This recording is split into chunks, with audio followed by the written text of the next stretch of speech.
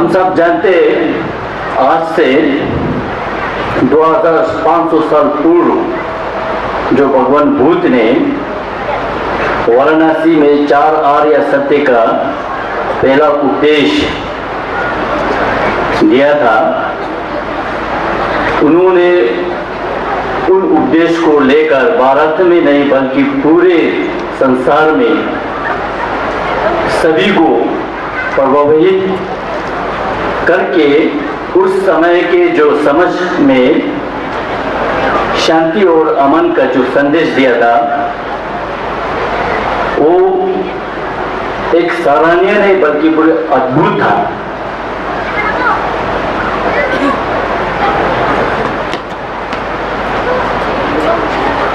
हम सब जानते हैं उनके 3 प्रवचनों में हम अगर सोचे तो 2 ही प्रकार उसमें आते हैं। जो एक है जो प्रत्यसम उत्पन्न यानी कि हम कहते हैं तेंदुल, तो दूसरी चीज है जो अहिंसा यानी कि क्षमामित्रता। उस 2 चीजों को लेकर जो भगवान बुद्ध ने पूरे संसार में नहीं बल्कि पूरे एशिया में अपना छाप छोड़ा। मैं समझता हूँ कि अभी तक ऐसा कुछ हुआ होगा। तो उसके बाद जितने भी उनके अनुयायी आए यानी कि डिसाइपल्स आए थे, जिस तरह से नगर अर्जुन हुआ, धर्मकीर्ति हुआ, शांतिदेव हुआ, उन्होंने भी इन 2 चीजों को लेकर उस समय के जो सोसाइटी या समाज में शांति और अमन का जो संदेश दिया वो वाकई में सराहना था, अद्भुत था।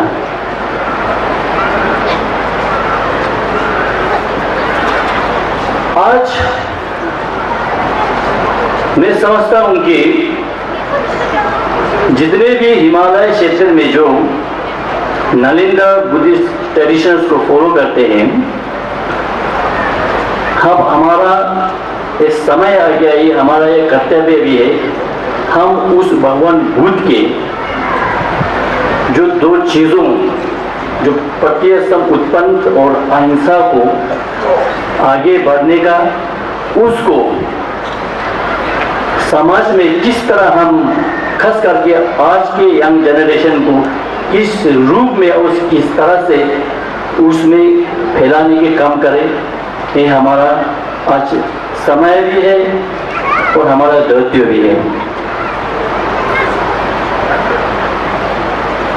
हम अगर दुनिया में बड़े देशों में अगर देखा जाए तो साइंस और टेक्नोलॉजी के माध्यम से दुनिया को अद्भुत परिवर्तन दिया था, जो हम आज अपने आंखों के सामने है। लेकिन साथ ही साथ पूरी दुनिया को ऐसे समस्या का चट्टान हमारे सामने खड़ा किया जो उसका समाधान कहीं ना कहीं से हमें ढूंढना पड़ेगा।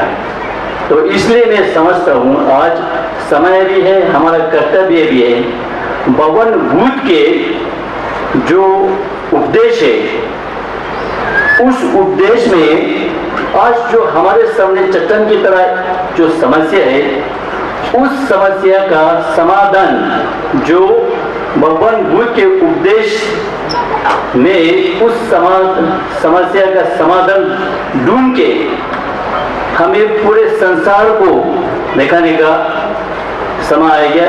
एक कार्य जो जितने भी यहाँ लोग बैठे हैं, हम सबको मिलकर ये करना आवश्यक है। हम कभी कभी हमें ये भी सोचते भी, हम बोलते भी है, जो इस तरह के जो कार्य है जो पॉलिटिशियन में जो बैठे हैं उनको करना चाहिए, जो माठों में बैठे हैं उनको करना चाहिए, ऐसा नहीं है। हम सब एक सिस्टम है, हम सब एक सिस्टम है। अगर हम सब मिलके इस तरह के जो कार्य आगे बढ़ने के लिए नहीं करेंगे, जो पॉलिटिशियन में बैठे हैं, मर्द में बैठे हैं, जो कहीं भी एक पहुंचे हुए पोजीशन पर बैठे हुए हैं वो अकेला इस तरह के कार्य नहीं कर सकते। तो इसलिए मैं समझता हूँ हम सब जितने भी नालंदा ट्रेडिशन को फॉलो करते हैं, हम सब का ये समय भी है, कर्तव्य भी है, हमें इसको आगे बढ़ने के लिए हम सबको आगे बढ़ के इनको पूरे समाज में फैलाने का कार्य हमें करना चाहिए। आज यहाँ पर मुल्पा के यंग जनरेशन भी आई हुई है। मैं उन सभी को एक निवेदन के रूप में दो चीज कहना चाहता हूँ। अभी बहुत सी विद्वान तो लोग ने भी कहे हैं, हमारे जो भगवान बुद्ध के जो कंजूर और तंजूर लगभग 300 पोथी हमारे पास है। अगर कोई दुनिया में देखा जाए तो ऐसा अद्भुत पोथी किसी दुनिया कोने में नहीं मिलेगा। तो इसलिए हमें गर्व के साथ ये बोलना चाहिए, हमारे पास इस तरह के जो ग्रंथ है जिन्होंने भगवान बुद्ध के आयुओं ने और बल्कि पूरे तिब्बत में उनके जितने भी ग्रंथ है उसको पूरे 300 पोथी में ट्रांसलेट यानी अनुवाद किया हुआ है।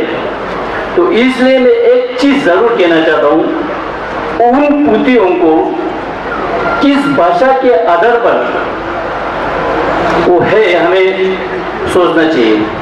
मैं हमेशा सोचता भी हूँ, मैं इस तरह के जो मुझे मौका मिलता है मैं हमेशा कहते आया हूँ, मैं 13 तारीख से यहाँ वहाँ घूम रहा हूँ तो मैंने थोड़ा ऑब्जर्व करने के मैंने प्रयास किया है। जो आपके भाषा है वो हमारे भाषा है जो मिलता जुलता है। जैसे कि आप लोग बोलते हैं नातंग, हम भी बोलते हैं नाता यानी कि हम। तो इसका मतलब क्या हुआ कि हम सब के जितने हिमालय क्षेत्र में हम लोग बैठे हैं, हम सब के भाषा लगभग मिलता जुलता है। तो इसी भाषा के आधार पर हमारे जितने भी 300 पोथी है उसी भाषा के आधार पर है। तो इसलिए मैं यंग जनरेशन को, मैं खास करके यंग जनरेशन को अनुरोध करना चाहता हूँ, अपने भाषा जो है उसका संरक्षण कीजिए। उस भाषा को हम अभी बोलते हैं जो भाषा में मिश्रित यानी कि मिक्स करके बोलते हैं उनको हम विद्वान बनते हैं, लेकिन ये सरासर गलत है। हमारा भी एक शब्द होता है, हमें उसी शब्द को संभाल के और उसी शब्द को अच्छी तरह ढंग से अगर नहीं है तो कहीं ना कहीं उस शब्द हमारे पास होता है, उसको ढूंढ के निकाल के हमें उसी भाषा में बोलना चाहिए। हम अभी बोलते हैं कभी कभी छोकेत और फलकेत, हालांकि अगर हम तिब्बत के विद्वानों में लिखे गए जो ग्रंथ है उनको आप ठीक से पढ़ोगे समझोगे तो आदि का भाषा है, हमारा भाषा है और किसी और छोकेत और फलकेत का भाषा नहीं है। लेकिन समय के अनुसार उसमें थोड़ा चेंज आया, परिवर्तन आया।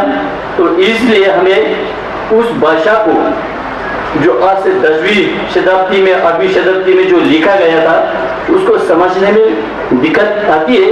लेकिन हम अपने भाषा में जो हम बोलते हैं उसी को हम मिश्रित करके मिक्स करके बोलते हैं, तभी हमें समझ में आना मुश्किल हो जाता है। तो इसलिए मैं खास करके यंग जनरेशन को अनुरोध करूंगा अपने भाषा को संभाल के रखे, क्योंकि जितने भी भगवान बुद्ध के उपदेश है उन सभी को अगर हम मिलाएंगे तो 5 महाविद्या और 5 लघु विद्या में है। तो उस 5 महाविद्या और 5 लघु विद्या को किस भाषा के आधार पर लिखे गए वो अब और हमारे और जितने भी हिमालय क्षेत्रों में बैठे उन सभी के भाषा के आधार पर लिखे गए। तो इसलिए मैं आप सबको अपने भाषा के ऊपर और अपनी भाषा को एक अहमियत देना बहुत जरूरी है। मैं लोंगचेन रिपोचे और मालिंग गुम्बो जी को तहे दिल से धन्यवाद कहना चाहता हूँ, जिन्होंने भारत के कोने कोने में बैठे हुए नालंदा परंपरा को फॉलो करने वाले जितने भी डिग्निटीज प्रतिनिधि और सभी को यहाँ बुला के उन विचारों को विचार विमर्श करने के लिए यहाँ बुलाया है। मैं आपको तहे दिल से धन्यवाद देता हूँ। साथ ही साथ एक बहुत ही महत्वपूर्ण है, इस तरह के नालंदा परंपरा को आगे बढ़ने के लिए आने वाले सालों में लद्दाख में भी लद्दाख गोम्पा एसोसिएशन और लद्दाख बुद्धि एसोसिएशन इस तरह के सम्मेलन करने के लिए हम करेंगे आगे। तो इसलिए हम आप सभी से अनुरोध करते हैं आप भी उसमें शामिल हो जाए और इस तरह के नालंदा परंपराओं के ऊपर विमर्श करने का कष्ट कीजिए। अंततः मैं आज के मुख्य अतिथि श्री पेमा खंडू जी को इस तरह की जो नालंदा ट्रेडिशन के ऊपर विमर्श करने का और आप कीमती समय निकल के लिए यहाँ आने के लिए मैं आपको तहे दिल से धन्यवाद करता हूँ।